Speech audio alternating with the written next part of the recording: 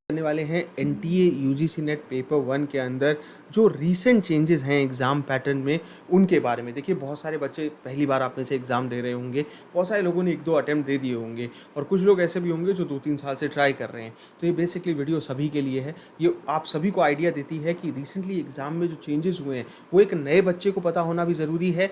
वो पता होना ज़रूरी है जो काफ़ी समय से एग्ज़ाम दे रहे हैं लेकिन अवेयर नहीं है इन चीज़ों को लेके और बार बार गलतियाँ कर रहे हैं। और ये उनके लिए भी अवेयर है जिनको अभी 1-2 अटेम्प्ट एग्ज़ाम देते हो गए हैं। तो वो चीज़ें आपकी हेल्प करेगी इस एग्ज़ाम को थोड़ा बेहतर समझने के लिए। और पेपर 1 हमारी स्कोरिंग यूनिट होती है तो और ज़्यादा हेल्प मिलती है हमको इन चेंजेस को समझने से। देखिए आप मुझे अनअकैडमी पे फॉलो कर सकते हैं। डिस्क्रिप्शन में आपको free Telegram group and Unacademy का लिंक मिल जाएगा जहाँ रात को 9 बजे रोज़ फ्री क्लास होती है पेपर 1 के क्वेश्चंस की। देखिए सबसे पहली चीज़ जो हमें बात करनी है वो है चेंजिंग पैटर्न ऑफ क्वेश्चंस। एक टाइम था वन लाइनर क्वेश्चंस आया करते थे, उसके बाद नॉट के क्वेश्चन आना शुरू हुए, असर्शन रीज़न के क्वेश्चन आना शुरू हुए, मैचिंग कॉन्सेप्ट के क्वेश्चन आना शुरू हुए। अब कैसा समय है कि मल्टीपल चॉइसेस के क्वेश्चन आते हैं। अब मल्टीपल चॉइसेस में मेरा मतलब है कि बहुत सारी स्टेटमेंट्स के मल्टीपल स्टेटमेंट्स के क्वेश्चन आते हैं कि उसी में से आपको पैटर्न सेलेक्ट करना है कि ABCDEFG स्टेटमेंट होगी या नहीं। और इतने लंबे लंबे क्वेश्चंस हैं तो उसको सॉल्व करते हुए बच्चों को दिक्कत आती है। एनालिटिकल क्वेश्चंस है, क्रोनोलॉजिकल क्वेश्चंस है जहाँ डेट्स पे फोकस बहुत है। कुछ क्वेश्चंस है ऐसे हैं जहाँ पर आप देखोगे कि आपको सीधा हिंट नहीं है अब सवालों में। एक ज़माना था कि बहुत क्लियरली आप आंसर्स निकाल पाते थे और आंसर्स निकाल पाते थे कि एक कंसेप्ट को जो है ज़्यादा डीपली नहीं पढ़ने की ज़रूरत होती थी। तो जो चेंजिंग पैटर्न है कि क्रोनोलॉजिकल क्वेश्चंस हैं, लॉन्ग क्वेश्चंस हैं, उसमें मल्टीपल जो आपकी स्टेटमेंट्स हैं उनके क्वेश्चंस हैं। 2020 में तो लगभग पूरा पेपर ही ऐसा था, तो बहुत ज़्यादा डायरेक्ट क्वेश्चंस नहीं है। उसके लिए डीप स्टडी आपको करनी होगी। उस हिसाब के क्वेश्चन ही मॉक की प्रैक्टिस के दौरान सॉल्व करा करिए। अगर आप बेसिक सवाल सॉल्व करते रहेंगे तो फिर आपको वो दिक्कत तो आने वाली है एग्ज़ाम में। तो मॉक भी लगाइए तो क्वालिटी के लगाइए। जैसे हम PYQ करते हैं रात की 9 बजे की क्लास में, तो उसमें क्वालिटी क्वेश्चंस होते हैं जो फ्री क्लास होती है। उसका मकसद ही यही है कि आपको एग्ज़ाम में जैसे क्वेश्चन आ रहे हैं ऐसी प्रैक्टिस कराई जाए। अब देखिए कई लोग क्या होता है कि सिलेबस देख लेते हैं, उसके हिसाब से ये मानते हैं कि अब सिलेबस के मेरे टॉपिक्स कंप्लीट हैं तो मेरी पढ़ाई कंप्लीट है। ऐसा नहीं है। देखिए सिलेबस सिर्फ एक रेफरेंस के लिए है, वरना टीचिंग एप्टीट्यूड और रिसर्च एप्टीट्यूड के जो आपके NTA के सिलेबस में लिखा है, अगर सिर्फ वही चीज़ें आ रही होती तो आपको ये पता है कि एग्जाम इतना इलैबोरेट थोड़े होता, वो तो 10 से 12 टॉपिक्स पे सीमित होता। यहाँ कोई सिलेबस नहीं है, कहने का मतलब ये है। सिलेबस सिर्फ आपकी रेफरेंस के लिए है, आपकी शुरुआती स्टडीज़ के लिए है। तो आप जो इनिशियल किताबें पढ़ते हो उनको पढ़िए आप, उससे आपको एक आइडिया मिलता है। लेकिन अल्टीमेटली पूछा कुछ भी जा सकता है। ऐसे रिसर्च है तो रिसर्च में हाइपोथेसिस टेस्टिंग से लेके रिसर्च की टाइप्स और सैम्पलिंग कुछ भी पूछा जा सकता है। कभी थ्योरेटिकल फ्रेमवर्क या कभी ग्राउंडेड थ्योरी के डीप क्वेश्चंस भी आते हैं। तो हमेशा ये बात समझनी है आपको कि सिलेबस आपका रेफरेंस है, उसकी जितनी पढ़ाई तो आपका बेसिक है, करनी ही करनी है, फिर उसके ऊपर आपको जो है और ज़्यादा एडवांस करना है। अब एक नई रवायत जो है वो शुरू हुई है कि पैसेजेस आते हैं आपके पेपर 2 के अंदर।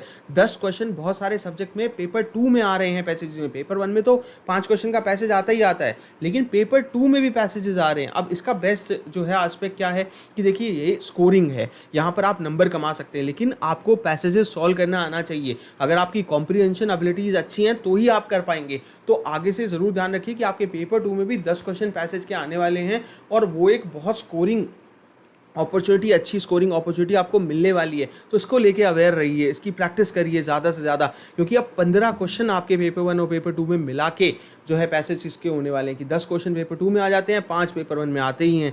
तो बहुत एक इंपॉर्टेंट पार्ट है जिसकी प्रैक्टिस करना और अच्छे से करना, ताकि इसमें मैक्सिमम क्वेश्चन को आप सही करें, बहुत ज़रूरी है। अगली चीज़ है कि आप अपनी स्कोरिंग यूनिट्स को आइडेंटिफाई करिए। देखिए कुछ स्कोरिंग यूनिट्स होती हैं पेपर 1 में। अगर आप रिसेंटली देखोगे तो टीचिंग के क्वेश्चन, रिसर्च के क्वेश्चन और कम्युनिकेशन के क्वेश्चंस और LR के क्वेश्चंस ऐसे क्वेश्चंस हैं जहां पर आप पूरे में से पूरे नंबर स्कोर कर सकते हो। एंड ऑल्सो उसके साथ जो DI और RC, देखिए DI डिपेंड करता है, किसी का अच्छा होता है किसी का नहीं होता, लेकिन RC तो सभी लोग परफेक्ट कर सकते हैं।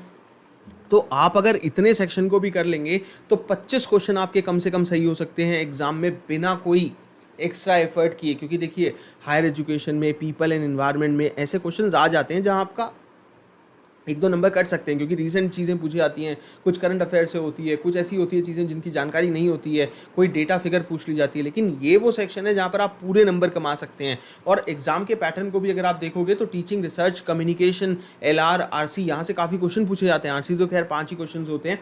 तो ये वो स्कोरिंग यूनिट है जहाँ आपने को स्कोर करना है। और हमेशा इस रीसेंट एग्जाम पैटर्न के अंदर आप ये देखोगे कि टीचिंग के क्वेश्चन थोड़े लेंथी हैं, बट उनके आंसर्स इतने कन्फ्यूजिंग नहीं है अगर आपके बेसिक कॉन्सेप्ट्स आपके पूरे आते हैं आपको। एलआर जैसे मैंने आपको पूरा कोर्स लॉजिकल रीजनिंग का करवा रखा है, आप प्लेलिस्ट में देखोगे आपके सारे लेसन अवेलेबल है, उस कोर्स को कर लीजिए, उससे बाहर नहीं है कुछ भी। इंडियन लॉजिक भी आपने एक पूरा कोर्स कर रखा है, तो क्योंकि एलआर के अंदर ही इंडियन लॉजिक की यूनिट भी आती है तो थोड़ा टिपिकल हो जाता है पेपर, लेकिन अगर आपने मेहनत इस पर कर ली तो आप इसमें एक भी सवाल गलत नहीं करेंगे, क्योंकि सवाल कंफ्यूजिंग नहीं होते, सीधे आंसर्स होंगे यहाँ पर आपके एलआर के अंदर। तो अगली बात है कि आपका जो स्टैटिक पोर्शन है, देखिए डेट्स बड़ी मायने रखती हैं, जैसे हायर एजुकेशन के अंदर और इवन पीपल एंड इन्वायरमेंट में कुछ मिशंस की डेट होती हैं, और तो स्टैटिक पोर्शन भी अब बढ़ाया गया है।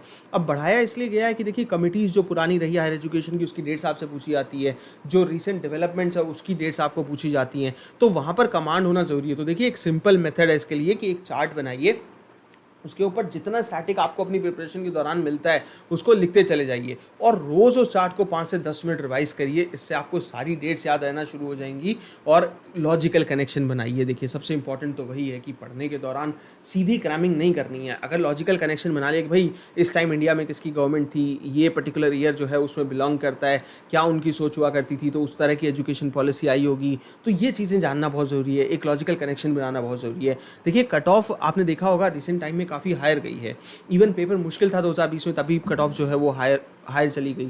इसका रीज़न क्या है? देखिए आपको समय बहुत मिल रहा है प्रिपेयर करने के लिए, ड्यूरिंग द टाइम आपके साथी लोग भी जो है बहुत अच्छे से प्रिपेयर कर रहे हैं, तो इवेंचुअली वो कट ऑफ जो है वो बढ़ने ही वाली है। जैसे मान लो कि ये अटैम्प्ट मई में होना था पर नहीं हुआ, अब पुराने सारे बच्चे हैं वहाँ पर जिन्होंने मई का अटैम्प्ट देना था वो नहीं दे पाए, अब नए बच्चे भी जुड़ जाएंगे जो नए सेशन क्लियर करके आए हैं पोस्ट ग्रेजुएशन के। अब सब लोग जब मिलके दिसंबर में अटैम्प्ट देंगे तो ऑब्वियस सी बात है कि वो नंबर ऑफ कैंडिडेट्स बढ़ गए, उनकी तैयारी का पोर्शन बढ़ गया, उनके पास टाइम था, कुछ लोग बहुत अच्छे से पढ़ रहे हैं उस दौरान, तो कट ऑफ तो हाई जाएगी ही जाएगी। तो इसको लेके अगर आपको अच्छे से प्रिपरेशन करना है तो बाकी सभी चीज़ों से ध्यान हटा के अपनी रेगुलर स्टडीज़ करिए, बिकॉज तभी एग्जाम आपका जो है बहुत अच्छे से क्लियर हो पाएगा। सो ये कुछ चेंजेस थे जिनके बारे में मुझे आपको बताना था कि भाई पैटर्न ऑफ जो है क्वेश्चन में कैसा चेंज आया, सिलेबस क्या किस लिए होता है, सिर्फ एक रेफरेंस के लिए होता है जिसका एक आइडिया हमको चाहिए बेसिक पूरा करने के लिए, फिर हमें खुद एडवांस करना है। साथ ही साथ हमको ये देखना है कि जो रिसेंट पैसेजेस आना शुरू हुए हैं पेपर 2 के आपके, उनको भी अच्छे से क्रैक करना है, स्कोरिंग की यूनिट्स पे ध्यान रखना है, हमें ये भी ध्यान देना है कि जो चेंजिंग पैटर्न है उससे हम क्या बेटर कर सकते हैं। Thank you so much, please subscribe the channel and hit the bell icon so that कि आपको रोज़ ऐसे